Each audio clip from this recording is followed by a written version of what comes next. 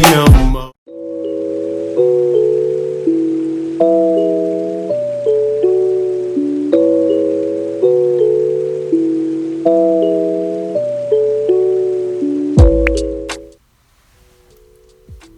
How's it going?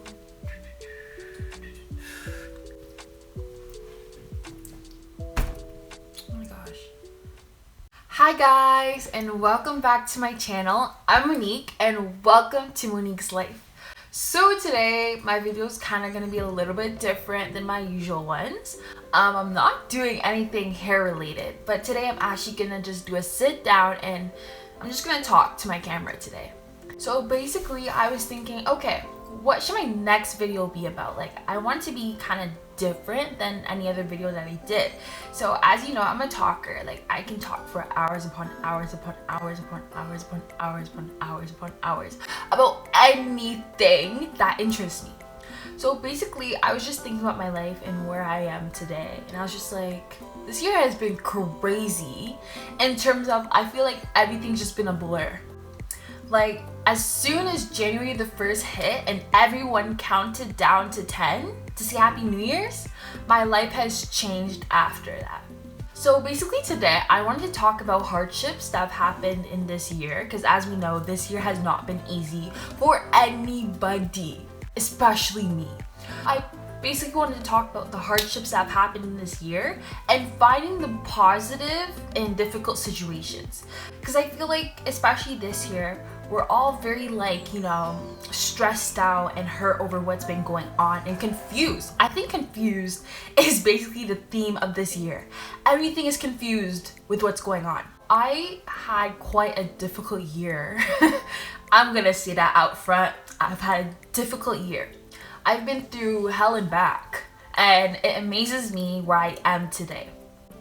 So I basically wanted to give you guys like a personal story of mine. I wasn't sure if I was gonna really share much personal things about me on my channel, but like I feel like it's kind of time, and who knows, maybe I could touch someone's life and make someone feel positive about themselves. Basically, here, let me start like a TED Talk, okay? Because as you know, I'm a big talker.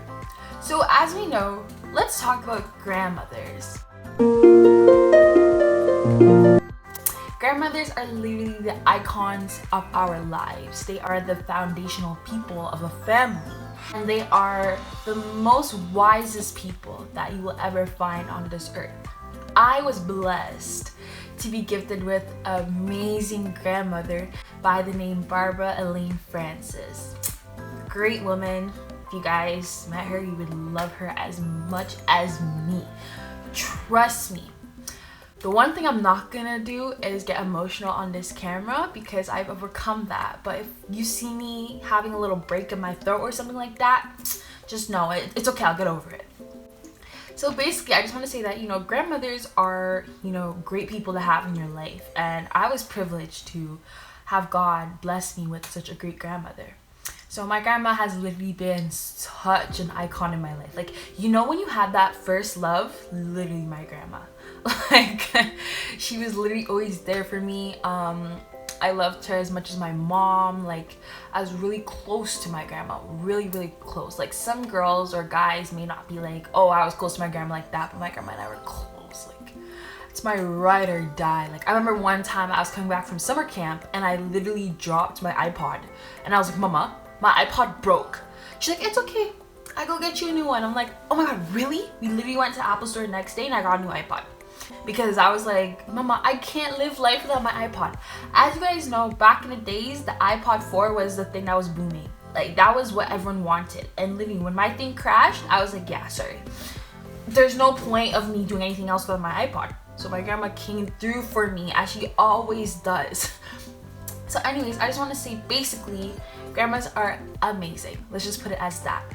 So as you guys know, already me talking about my grandma, you could tell that she was a very, very, very important person to me. Very important person. Like, I cared for her so much and I was so protective over her. Like, that was literally my light. Like, you don't want your light to dim. So my grandma, I could not let her dim like that. So sadly, January the 6th, 2020, I was coming back home from work, and you know, it was just a normal day. I was tired, came from the bus. I was just like, oh God, I just need to kick up my feet in my bed and go to sleep. So I was in the kitchen doing my thing, I had to do chores before I go to bed. And then I remember there was a knock at our door, and there was a police officer. So my family and I were confused, like, why is there a cop at our door? Like, that doesn't make sense. And basically what happened is that the cop asked my mom if he can come inside.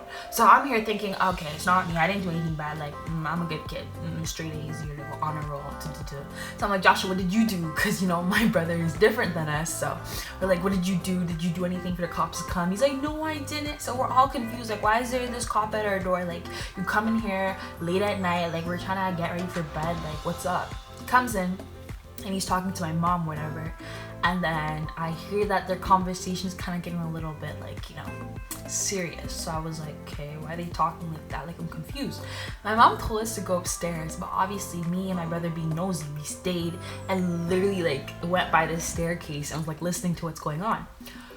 So basically the cop was telling my mom that something happened with my grandma, and I was like, Mama? Like, why is he talking about her like that? Listen, I don't play about my grandma. I don't play about her, eh? I don't play about her. So I was listening, saying that she had an incident today where she was rushed to the hospital. And I was like, hospital? She must be okay. Like, let's go now. Let's get in the car. Let's go, you know, meet her. Like, I want to see if Mama's okay, you know? And then the cop's like, when we seen her at the scene, she was pronounced dead. And I was like, guys, when I tell you, that was the most like confusing moment of my life. It was so confusing. Dead and my grandma don't match. She was not allowed to die yet until I had my first 2 kids. That was it. I told Mama that. I remember when I was younger, I told her, don't die. You're gonna see my first kid. Like, you're gonna be a great grandma. Like, I'm gonna give you great grands before you pass away. Like, you can't leave. You're not allowed to. So when the cop told me that my grandma was dead, 2 and 2 wasn't connecting. I was a little bit confused. My brain wasn't like, you know, putting everything together. And I was like, and I started like shaking, and I was like, this isn't true. What do you mean dead? My mom too, she's like, pardon? Like, I don't know who this cop thinks coming into my house telling me that my grandma's dead. I was confused with him. I was like, Kate, I gotta get out because we don't bring that energy around here. And then when the cop started saying, you know, 22 Brandy Lane Way, which is where she lived, I was like, yeah, okay, this is kind of serious. So obviously me being the person, I didn't want to like admit that this was true. Like, you know, when you're that kind of person that something is true but you don't want to believe it yet until you see evidence. That's literally me. So let's say someone buys me a car and I'm like, you bought me a car? Okay, let me see. If you don't show me no evidence, I'm not gonna believe you. Anyways, he literally said that she's at the hospital. You know, doctors tried working on her for 2 hours and nothing was working. And I was like, so she's really gone. When I tell you, after everything started hitting me, I like blanked out. I think that's when I started like blanking out, and my whole life was a blur after that. I remember going into my room screaming at the top of my lungs because hearing news like that, and especially being so close to someone, that kind of drives you insane. Like, you don't want to believe that something like that is true, if you get what I mean. So I remember I was literally screaming my eyes out. Guys, I literally like fell on my bed over there. I put my head in my pillow and I was just screaming. But mostly, like, when you hear news like that, the first thing you're thinking is, God, why? And I'm a Christian. I believe God. I love God to the full extent. Like, I believe in God so much. Like, He is a person of my life. Like, God is the head of my life. Everything I do is to please God. And I was just like, why? Like, I didn't get no heads up, you know, I didn't get a pamphlet on how to deal with this. Like, it was just like, and I feel like that's what this year has been about. Just like sudden things happening where you don't have time to prepare because everything's just like that. You just gotta live it. You gotta go through life. There's no pamphlet on how to do anything. You just gotta go, go, go. Life will never stop for you. So I guess that's really what happened to me, where I was just like, okay, so I guess this is what's gonna happen. You know, I have to go through a funeral. My grandma's not gonna be here with me anymore. I'm gonna go through the rest of my life without her. I was like, life begins now. This is it, Monique. You're not gonna be babied around. You're not gonna go, mama, mama, mama, mama. She's gone. don't know why my family's being so loud. So yeah, it was just like basically life has to start. You can't deny it that this hasn't happened. So I think that was for me. I was in the moment of denial, or I was like, she's not dead. But then when I went to the hospital and I seen her, I was like, okay.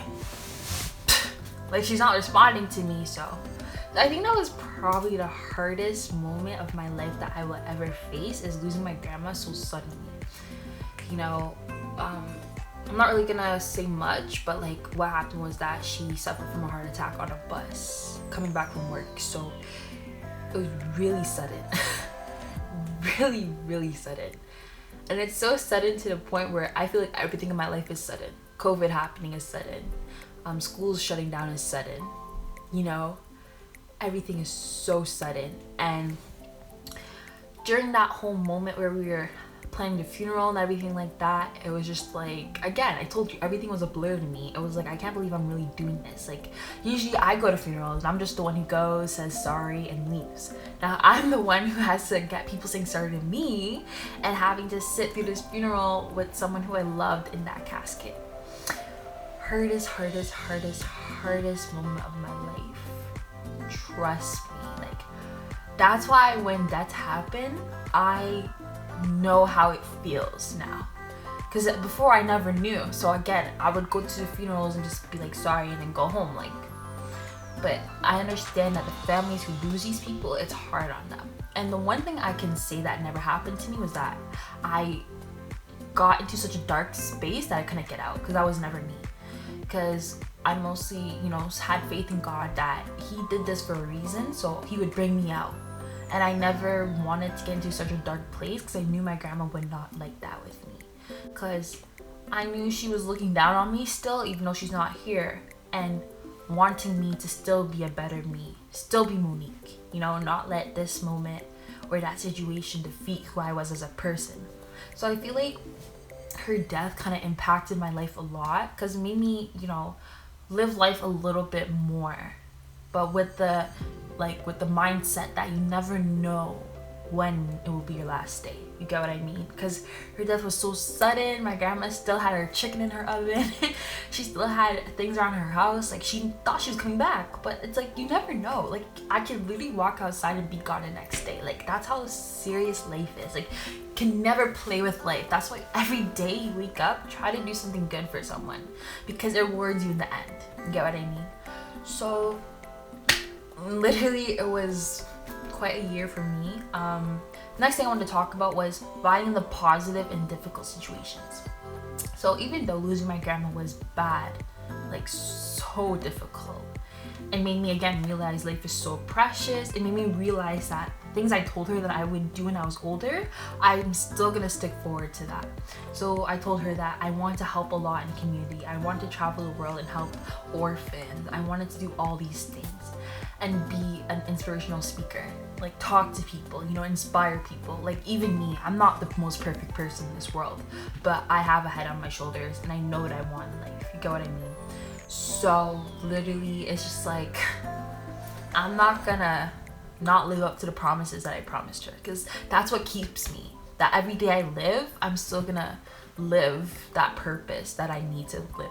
So it's just like, even though difficult situations happen, don't let that defeat you, because even losing Kobe, losing so much people this year, it has been crazy for some. And trust me, death is not an easy subject to talk about. It's not easy. Like, the one thing that I've learned is that you grow. Like, you don't stay in that place unless you want to stay in that place, you know? If you want to stay crying, you stay crying, but not me. I had to come out that place. Like, it was a good 2 months where I was just bawling, but then I realized, why am I gonna keep crying my eyes out when I could literally just go through life and make it a little bit better for me? So I will always love my grandma. That is never something that I would not do. Like, I will always love her and I will always keep her in my heart. It's just that sometimes in life, we all have to go and we all have to accept that. And that's why, like, anyone who goes through hardships, losing someone, I don't mind them coming to me and talking about it, because I've been there before and I know how it feels. But I've grown so much as an individual because her death has changed my life. It's so like crazy to even hear me saying that right now, because if I was saying that to myself in January, I'd be like, can you just stop talking? Like, you don't know how I feel. No one knows how I feel. Like, that's literally how I felt like when my grandma died. I felt like no one understands why her death was so impactful to me. Like, it's still crazy today thinking about it. Her anniversary is coming up soon, so that's gonna be crazy because it's just 1 year without her. But when I think about it, it's like, you know, hardships happen, but you have to become a bigger person in that situation. Find the positive. That's literally me. In every single situation I go through, I try to find the positive and what it taught me, you know? Because anytime you go through something, I feel like you should just like evaluate what just happened. You know, don't just sit around and be like, okay, that's it. Just evaluate it and pick points of what just happened. What can I fix on myself? What can I do better as a person? Literally it. So yeah, I feel like I talked a lot in this, but I hope you guys like learned something, and I hope my story kind of like inspired you. I don't know.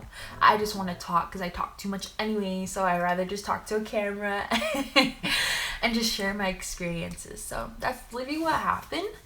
But I want to thank you guys for watching my video. Subscribe for more content. Leave a comment down below if you guys have any ideas on what I should do. But I'm Monique, and thank you for coming to my channel. And remember to always smile. Bye!